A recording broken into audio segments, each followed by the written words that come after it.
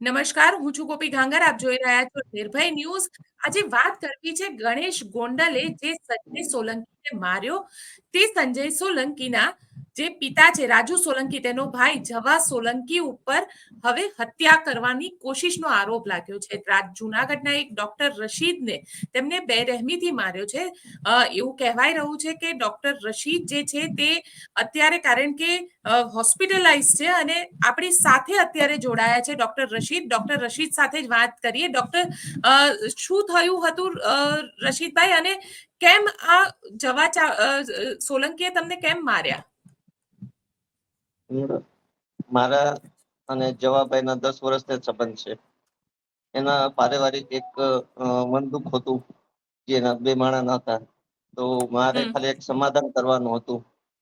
ઈ બાઈ મુસલમાન હતી અને હું એક મુસ્લિમ છું. તો મને ઈ લોકોના તલાક થઈ ગયા હતા. મેં એને એ લોકોને કીધું, સમજાવ્યું કે ભાઈ બે માણસનું ઘર બંધાઈ જાય અને બચ્ચા કે રખડે નહીં. એનું મન દુઃખ રાખીને બાઈ ને આવવા તૈયાર નથી. તો એના ઉપરથી મને ખાર રાખીને એકદમ અચાનક હુમલો કર્યો. હું પોરબંદર જવા માટે નીકળ્યો હતો. મારા ક્લિનિક થી એક પેશન્ટને મેં તપાસ કરવા આવ્યો હતો.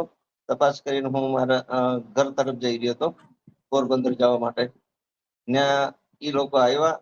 વિવેકાનંદભાઈ, મને ઈ લોકો 4 વ્હીલમાં હતા અને હું બાઇક ઉપર હતો. મને ડાયરેક્ટ ઈ લોકોએ ઉડાડી દીધો. તો હું નીચે પડી ગઈ. એમાં 4 જણા ઉતર્યા. એક પાસે તલવાર હતી, જવા પાસે. એટલે એક બીજો ડ્રાઈવર હતો, એના પાસે એક પાઇપ હતો અને એક બીજો અજાણ્યા શખ્સ, 3 અજાણ્યા શખ્સ હતા. પણ ડ્રાઈવર પાસે એક પાઇપ હતો અને એક બીજા પાસે લાકડી હતી. એ બધા તૂટી પડ્યા હતા.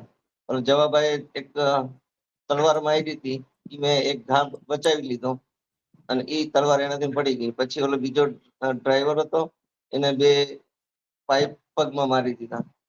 જવાભાઈ ઓલાય પછી પકડી રાખ્યો. જવાભાઈ માથામાં મને મારવા ગયા હતા, મારી નાખવાની નીતિથી આવ્યા હતા.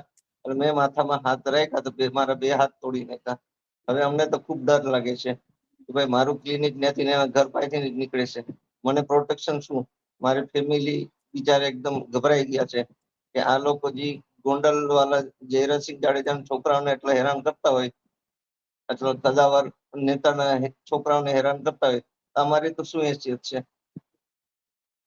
અમને એટલું ભયભીત કર્યું, એટલા ભયભીતમાં છે અમારું ફેમિલી કે અત્યારે અમે ત્યાં જવા, હું ગુજરાન ચલાવવા મારું અત્યારે હું એક જ છું અને હું અત્યારે હોસ્પિટલાઇઝ છું.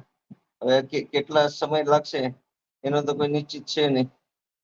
અને મારા મોબાઈલ, રોકડ રૂપિયા, એક સોનાની વીંટી, એ ત્રણેય લઈ ગયા. અચ્છા, પહેલેથી જ આ જવા સોલંકી અને સંજય સોલંકી આટલા જ માથા ભારે છે? બહુ માથા ભારે છે. આના પહેલા એક બે હમણાં જ એક હાફ મર્ડરમાં એ લોકો અંદર હતા. એટલે એ લોકોએ એના પર ઘણા કેસ છે જવા ઉપર. અને તમારા અમને જે કેસની સુરક્ષિત, અમને એસપી સાહેબને ખાલી એક નિવેદન દેવાનું છે, અમારી રક્ષા કરે અને એ લોકોને જલ્દીથી જલ્દી પકડી અને એને કડકથી કડક સજા દે. અમારી નમ્ર વિનંતી છે સરકારશ્રી પાસે. અત્યાર સુધી એ લોકોને કોઈ એકેને પકડ્યા નથી. અમારે હવે આઈ થિંક જવું હોય તો એ કદાચ અમારા ઘર પર હુમલો કરી શકે છે. તમારે ક્યાં જવું? તમને નથી લાગતું કે ક્યાંય લો એન્ડ ઓર્ડર સિચ્યુએશન, કારણ કે જે રીતે ગણેશ ગોંડલ આવીને સંજય સોલંકીને માર્યો અને આ બાજુ જવા સોલંકીએ તમને માર્યા, એટલે ક્યાંક લો એન્ડ ઓર્ડર સિચ્યુએશન, પોલીસે પણ હવે ક્યાંક એક્શનમાં આવવું જોઈશે? 100% એક્શનમાં આવવું જોઈએ.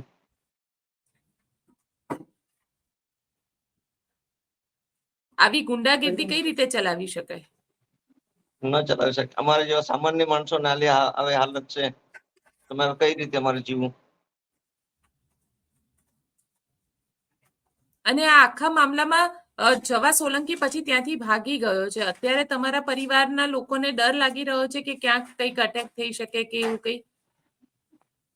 હા, એના પહેલા સિવિલ હોસ્પિટલમાં એના 2 બાળકો હતા, એ આવેલા હતા રૂમાલ બાંધીને. પછી મને ખ્યાલ પડ્યો હતો, બીજા જણાએ કીધું હતું. એટલા મહિનાથી ઓલું રજા લઈ અને પ્રાઇવેટ હોસ્પિટલમાં અને વધુ સારવાર માટે આવ્યા છે. અચ્છા, તમે એમના પત્ની અને જવા સોલંકી વચ્ચે કોમ્પ્રોમાઇઝ કરાવવા ગયા હતા. તમારી વાતચીત કેટલા વખતથી હતી એમની સાથે? હા. બસ 20 દિવસ જ, ઈ પણ મારા ક્લિનિક ઉપર ફોન દ્વારા મેં કરાવ્યું હતું. તમે આ લોકોના પરિવારને કેટલા વખતથી ઓળખો છો? 10 વર્ષથી ઓળખી છે અને આવરો જવરો છે. એને મારે ટ્રીટમેન્ટ આપણે એમનામ જ આપીએ છીએ અને અડધી રાતે આપણે એને જઈએ છીએ ટ્રીટમેન્ટ દેવા માટે. રાજુભાઈ સોલંકીની ટ્રીટમેન્ટ આપણા પાસે ચાલતી હોય, એના મિસિસની, એના 2 બાળકોની, જવાભાઈની ફ્રી ઓફ કોસ્ટ આપણે એને સારવાર આપતા હોય. અચ્છા, જે રીતે સંજય સોલંકી સાથે થયું એવું જ તમારી સાથે થયું. તમે પોતે શું કહેશો?